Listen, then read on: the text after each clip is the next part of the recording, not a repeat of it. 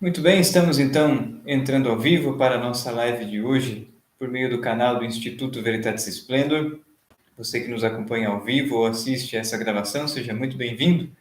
Nosso tema de hoje será São Boaventura, sua vida e seu pensamento filosófico e teológico. Você que assiste esse vídeo, eu lhe convido então a curtir esse conteúdo e também, se não é inscrito, inscrever-se em nosso canal. Isso ajuda muito o apostolado do Instituto Veritatis Splendor, a fim de que nós possamos então chegar cada vez a mais pessoas. Vou convidá-los para que juntos façamos uma oração para que possamos dar início aos nossos estudos desta noite. Vamos pedir a Deus a graça, o dom do Espírito Santo. In nomine Patris et Filii et Spiritus Sancti. Amém. Veni, Sancte Spiritus, repletuorum corda fidelium, et tui amoris in accende.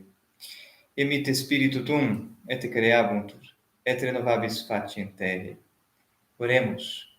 Deus, qui corda fidelium, Sancte Spiritus illustratione docuisti, da nobis in eodem Spiritu recta sapere, et de eius semper consolatione gaudere, per Christum Domino nostrum. Amen. Gloria Patri et Filio et Spiritui Sancto, sic ut erat in principio et nunc et semper et in saecula saeculorum. Amen. In nomine Patris et Filii et Spiritus Sancti. Amém. Muito bem, iremos então iniciar os nossos estudos dessa noite.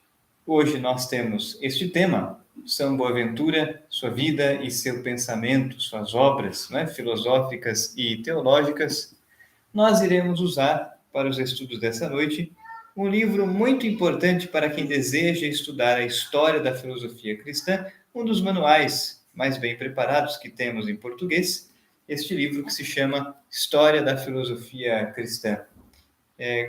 Cobre, portanto, os períodos da patrística e da escolástica, e os autores, Philotheus Boehner e Etienne Gilson, discorrem acerca dos principais pensadores, dos principais filósofos e teólogos deste período da patrística e da escolástica. São Boaventura está na alta escolástica, e este livro foi preparado e publicado em português pela editora Vozes. Nós encontramos com certa facilidade para adquirir. Nós usaremos principalmente este livro para a exposição que faremos hoje à noite, mas é claro, existem também outros manuais de filosofia e teologia patrística e escolástica. Nós escolhemos este porque aqui nós temos um bom resumo. Nós pretendemos então fazer uma pequena introdução à vida e às obras de São Boaventura, o Doctor Seraphicus. Vamos então, num primeiro momento, discorrer acerca da vida. Vamos falar um pouco da biografia de São Boaventura, um autor um tanto desconhecido aqui no Brasil, mas, sem dúvida, um grande santo, um grande doutor da Igreja, que marcou também a história da filosofia e da teologia e foi um franciscano. Logo dos inícios da fundação da Ordem de São Francisco de Assis. Vamos, então, ler sobre a vida de São Boaventura. Boaventura, cujo nome de batismo era João Fidanza, quando, então, professou os votos religiosos, muda seu nome para Boaventura. João Fidanza nasceu em Bagnoreia, perto de Viterbo, no ano de 1221. Portanto, São Boaventura pertence ao século XIII, o auge da escolástica, a alta escolástica. O século XIII também é o século de Santo Tomás de Aquino. E São Boaventura, bem como São Tomás de Aquino, lecionaram na Universidade de Paris, se conheceram, foram bons amigos, ambos de ordens oriundos, de ordens mendicantes. São Tomás de Aquino, dominicano, e São Boaventura, franciscano. São Tomás de Aquino nasceu em 1225, Portanto, São Boaventura, que nasceu em 1221, era mais velho que Santo Tomás. Santo Tomás morreu em 1274 e São Boaventura faleceu no mesmo ano, 15 de julho de 1274. Fatos curiosos, né? Dois gênios da filosofia e da teologia se encontraram, conviveram, foram amigos. Nasceram e morreram praticamente no mesmo ano. Viveram, portanto, no século XIII, lecionaram na mesma Universidade de Paris. Ambos escreveram também sumas teológicas que são muito importantes, não é, para a história da Igreja. Mas retornando então, João Fidanza nasceu nesta cidade de Bagnorea, perto de Viterbo, no ano de 1221. Ainda jovem, veio a Paris, sendo promovido a mestre em artes em 1242. Então, São Boaventura adquiriu o título de mestre. Fez, então, o caminho que corresponde ao mestrado em artes. Mas não pensem vocês que São Boaventura pintava quadros, né?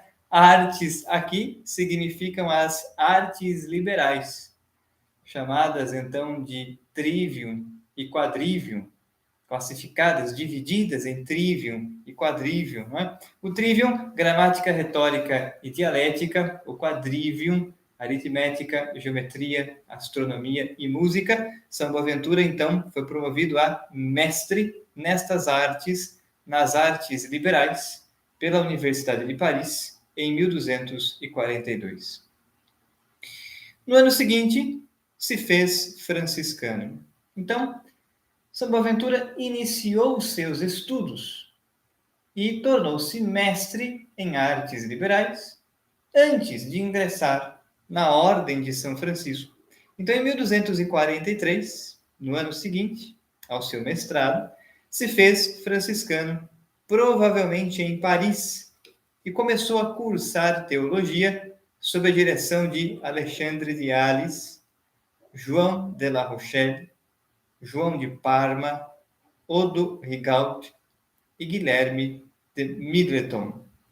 São os grandes nomes da Universidade de Paris, então, e que foram professores, não somente de São Boaventura, como também de Santo Tomás.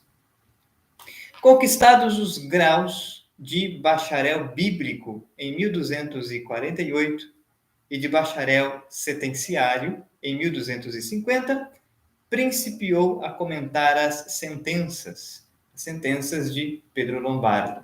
Escrever comentários às sentenças de Pedro Lombardo. Sua promoção a mestre em teologia se deu, verossimilmente, em 1253. Então, adquiriu o grau, o título de mestre em teologia em 1253. Por esse tempo, os adversários das ordens mendicantes, liderados por Guilherme de Saint-Amour, começaram assim a surgir contra os franciscanos e dominicanos, contestando-lhes o direito de lecionar na universidade. Então, existiu uma controvérsia. Os membros de ordens mais antigas e os professores mais antigos da Universidade de Paris começaram a questionar a autoridade, não somente de São Boaventura, mas também de Santo Tomás de Aquino, dos franciscanos e dos dominicanos, daqueles que eram oriundos das ordens mendicantes em geral e queriam proibi-los de lecionarem nas universidades. O Papa precisou intervir e, de fato, pôs um fim a esta controvérsia, permitindo definitivamente que São Tomás e São Boaventura, dentre outros, lecionassem na Universidade de Paris e em todas as outras. Permitiu, portanto, o Santo Padre, que aqueles membros das ordens mendicantes pudessem estudar e pudessem angariar os títulos de mestrado e doutorado, vindo então a lecionar filosofia e teologia nas universidades. Todavia, a intervenção papal não tardou a pôr termo à oposição, definitivamente em outubro de 1257. Então, o Santo Padre interveio, pôs um fim a esta controvérsia e permitiu definitivamente os membros das ordens mendicantes estudarem e lecionarem. Em consequência, Santo Tomás de Aquino e São Boaventura foram confirmados simultaneamente como mestres em teologia. Adquiriram, portanto, o título, o grau de mestres. Entre mentes, porém, São Boaventura fora eleito ministro-geral da ordem, sendo forçado, assim, a renunciar definitivamente às atividades acadêmicas. Então, aqui começa uma primeira diferença na biografia entre Santo Tomás e São Boaventura. Santo Tomás de Aquino irá viver todos os anos de sua vida como presbítero e como professor, como catedrático na Universidade de Paris, sobretudo, mas também em outras. Irá dedicar-se, Santo Tomás de Aquino, ao ensino, a escrever seus comentários filosóficos e teológicos, seus livros, até o final de sua vida. São Boaventura não. São Boaventura segue a carreira acadêmica até o momento, então, em que é eleito ministro-geral da Ordem, alcança, então, mais alto grau dentro da Ordem de São Francisco. O que acontece, provavelmente, após 1257, é o superior geral dos franciscanos.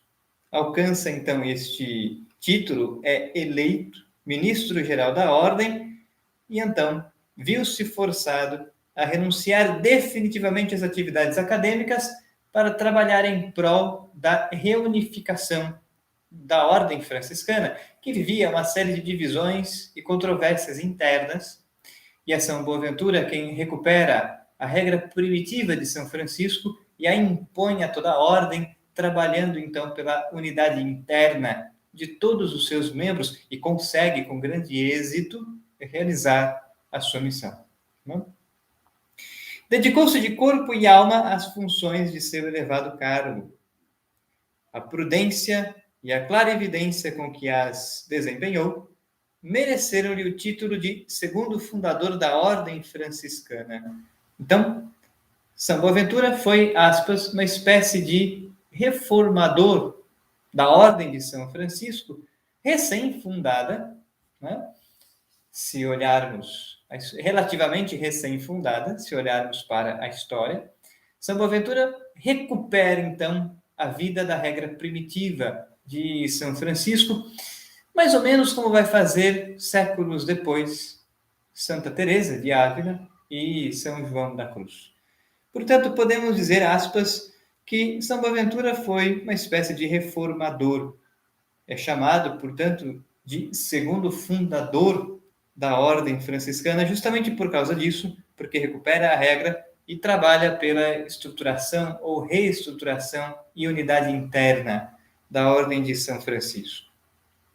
Em 1272, o Santo Padre, o Papa Gregório X, conferiu-lhe a dignidade de cardeal e bispo de Albano. Então, além de São Boaventura ter sido eleito superior-geral da Ordem de São Francisco, o Santo Padre conferiu-lhe, então, o título, a dignidade de cardeal. São Boaventura foi, então, cardeal e foi bispo de Albano. Ganhou do Santo Padre este alto título, certamente merecendo pelos seus trabalhos, penitências, pela sua inteligência, e então alcançou a dignidade de cardeal. Representou um papel decisivo no Concílio de Lyon, onde, por sua afabilidade e mansidão, granjeou a admiração e a veneração de todos, e, nomeadamente, dos gregos. Então, São Boaventura teve uma participação ativa e muito importante no Concílio de Lyon, após o qual adoeceu, pelo término do concílio, e veio a falecer no dia 15 de julho de 1274, mesmo ano, então, em que morreu também Santo Tomás de Aquino. E em 1482, o Santo Padre, o Papa Sisto IV, elevou-o à honra dos altares, ele é canonizado, e em 1587 foi proclamado doutor da Igreja. Então, São Boaventura, ao lado de São Tomás de Aquino, foi um grande santo, um grande filósofo, teólogo, um grande doutor da Igreja. Contemporâneo, conviveu, conheceu, foi amigo de Santo Tomás, marcou a história da filosofia e da teologia.